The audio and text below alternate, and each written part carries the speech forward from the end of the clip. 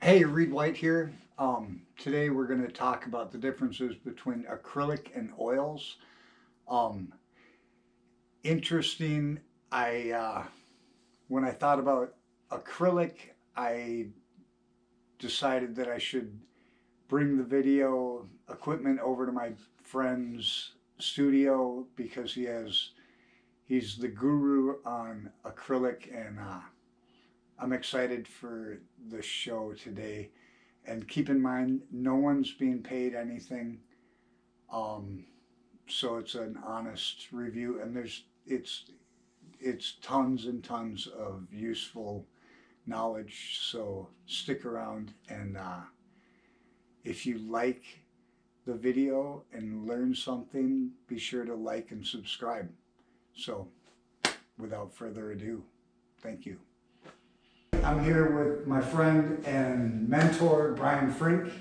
He can be reached on socials at Brian Frink or brianfrink.com or anywhere, and he's a pretty personable guy, so feel free to reach out. And if you see anything you like, everything's for sale. Yes. So you switched from oils to acrylic? I did. Talk to me about why you like acrylic.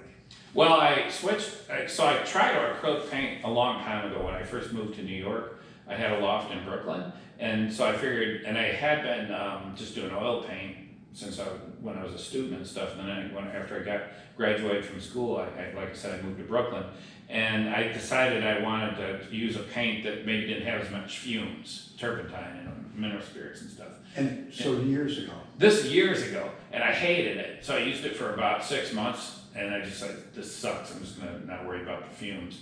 So that's the only time I ever tried acrylic paint until a few years ago when I did oil painting in all of its various manifestations for, I don't know, 40 years or something. And then I decided a few years ago that I wanted to start painting on raw, unprimed canvas. Right on. And because I started making paintings that were not stretchers. So on stretchers, I kind of thought of the stretched canvas as having this historical charge, which I was having trouble with at the time, which I always have trouble with, it doesn't matter. But anyway, so I was doing paintings on unstretched canvas, and I'm still doing that here.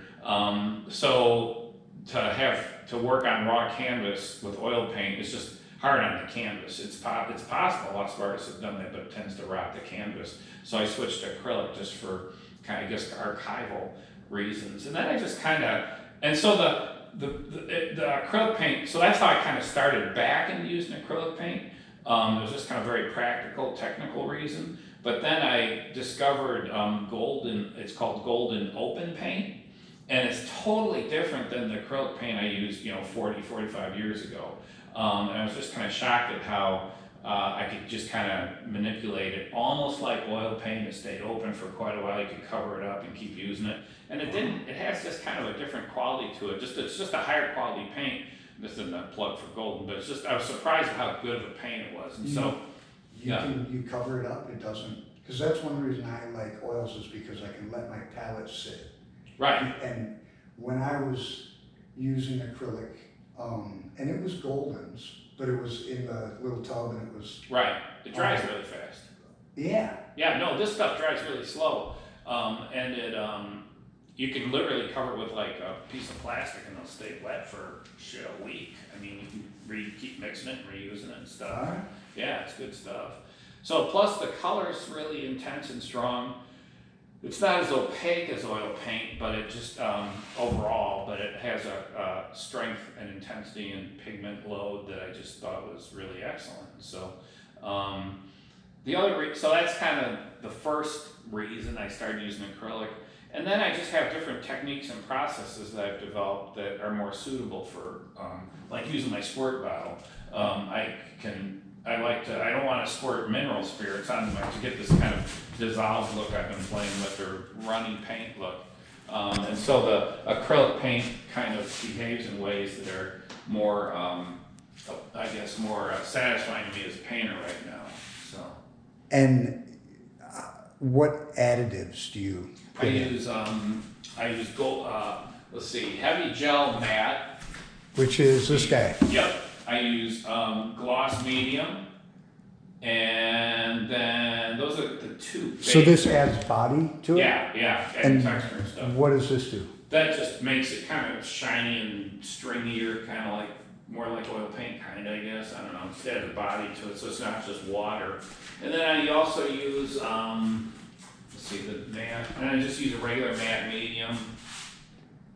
So, and then I use two different types of paint. The golden fluid paint, which is what I also discovered that stuff is awesome because This- it's like, yeah, it's this like stuff. ink.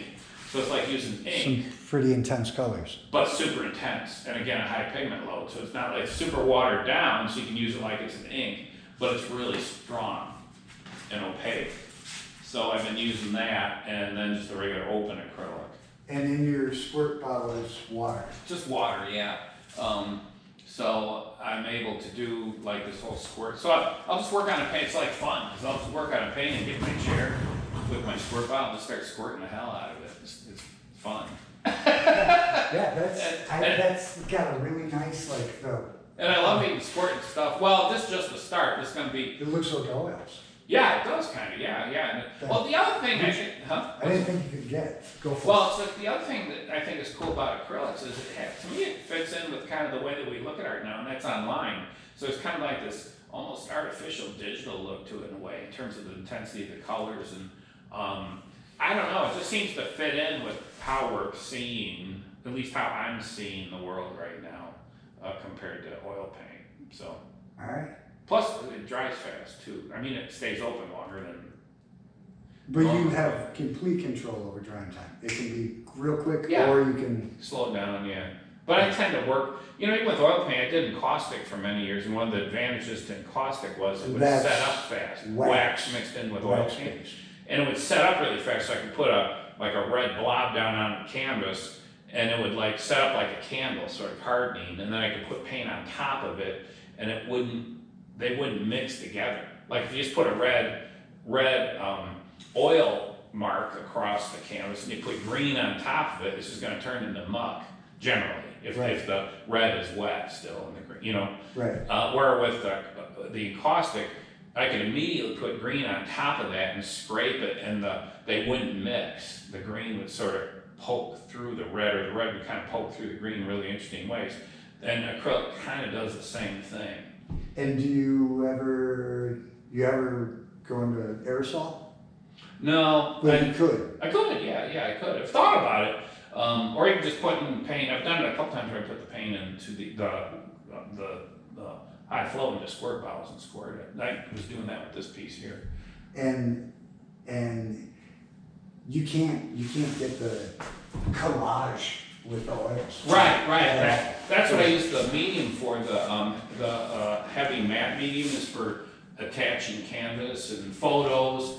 Like I have a large format printer, so I've been printing. I don't have any examples here, but I've been printing images to put on the canvas and using the heavy matte medium to attach. So it's like more like a glue, Right. And you definitely can't do that with oil paint, no. And you can go oil on top of acrylic, but you can't go acrylic. Right. What's your favorite brush? Oh, I don't know. I got a whole bunch of them over there. Well, I don't have a favorite one. how about hog bristle compared to a synthetic? Do you- Actually, I like synthetics a lot. They hold up longer, and they hold their, like this is a synthetic right here. So this is a natural bristle, so this one's already kind of falling apart, or this is still holding up, really nicely. So yeah, I prefer the synthetic. And this. That's, this is, just a big brush, I don't know. Brush, so And what do it's you a use? synthetic, huh? What do you use for a palette? You just like Just whatever coffee cups whatever laying you around? squirt whatever you squirt the paint on. I don't have anything in particular. And you don't clean it, you just get it Yep, new. just let it go. And I'm not that, I don't think about color arrangement or anything like that. I mean, there's a lot of artists that are really particular about their palette, but I don't. even thinking about that is great. Probably because you're using mass amounts and you've got to mix up a bundle. And Yeah, drop right, it, but I right? also just, I'll never forget going to the Picasso Museum in Paris. They had one of his chairs from his studio in the museum with one of his palettes, and his palette was like the lid to a paint can or something. It was just the paint gobbed on it. And I mean, I really think he was another kind of painter who didn't care about, he cared about it, but it was like just very immediate. It wasn't like he was thinking about it that much. The use of his paint or his colors or whatever. Yeah, Let's go, give me some paint. This red, this green, not worry about it. Right on. So, Any advice you have for someone? Do you need all the colors? You oh kind God, of do. no. No, you do. Come on. I do, but I think you can just kind of limit yourself to primaries and a few little, if money's like a problem, you can just use your primaries and a few other colors and stuff. In your opinion, can you cut corners on paint? Or can you, should you limit your palette? This is a trick question, isn't it? Should you limit your palette or go lower quality paint? I limit my palette and do higher quality paint, but I just always, now I had an old teacher of mine, Ken Holder, is a terrific painter, and he was always just he loved using prang watercolor, he was a great watercolorist, and he would just use prang, the stuff that you get in like school. Oh, and he just yeah, thought, he didn't care, yeah. And so it just depends on your vibe, I guess, what you want to do. I like using good paint because it lasts, especially, you don't want it fading, you don't want it like doing weird things. That's the other thing I love about this paint is that the other problem I had with acrylic paint years ago was it would dry like almost a totally different color than what you put it down as. Yeah. And I never had that problem with oil paint really. It usually stayed the color this open pretty much stays. It doesn't change much when you put it down. When it dries. Right on. Not that, it doesn't. It's not, it's not like I fixate on that, but I haven't had a problem. I haven't gone, oh shit, that's a totally different color, so, where I used to, when the first time I used it was driving me nuts. Unless I just can't see as well anymore because I'm old. I don't know. Right on. All right, you got any other advice? Oh, no, just... hours of advice, but... Well, I think we tend to use the material that we're first introduced to as we grow as painters. So if you first use acrylic paint, you tend to use acrylic paint. If you first use oil paint, you tend to use oil paint. That's sort of how it is. But I just think paint is paint, and then you use what you want to use and use what works for you. Right now, for me, acrylic paint's working. Right. So for all kinds of reasons. And I have probably thousands of dollars worth of oil paint.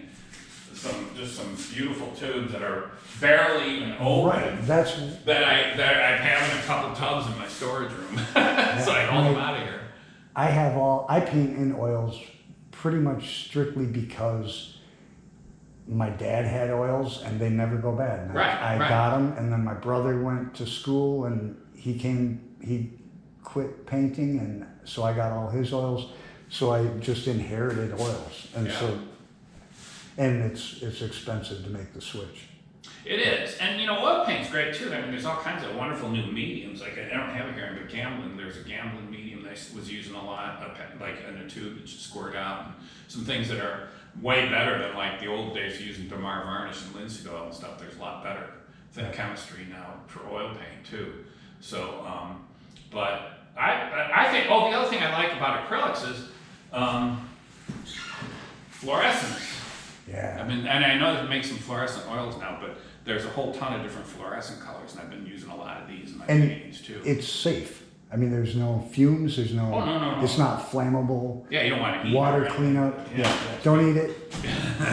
But it's although water, it's a little bit like I could keep my oils in oil, my brushes in oil, and just never wash them out. Or with acrylic, you gotta at least once a week I end up washing out my brushes.